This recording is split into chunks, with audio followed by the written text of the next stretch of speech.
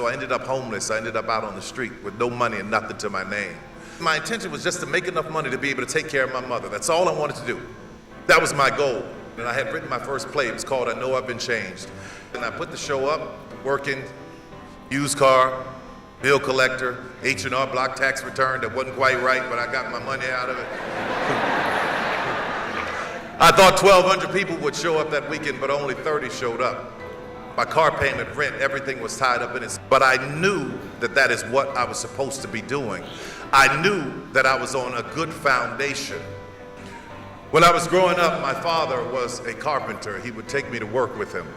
And in the summertime, it was really hot, and I'd be out there with him, and he'd be building these houses. And the part that I hated most about this was when we had to put in the foundation.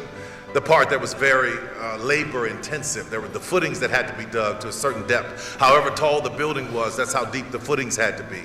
It was painstaking, digging these holes. And then you had to tie the steel, and after all that work was done, you just poured concrete over it. And here's the thing, after it was all done, if nobody ever saw it. All that work was done and nobody ever saw it. No one ever cared about the foundation.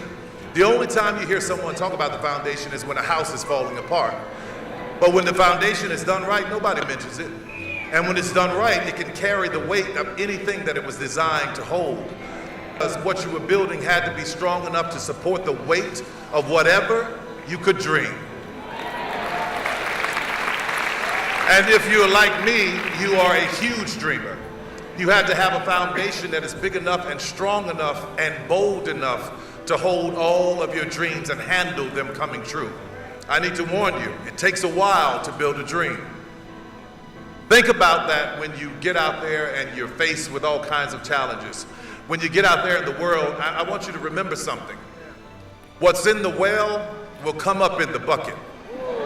So today I want to challenge you to know your intention as to why you do what you do.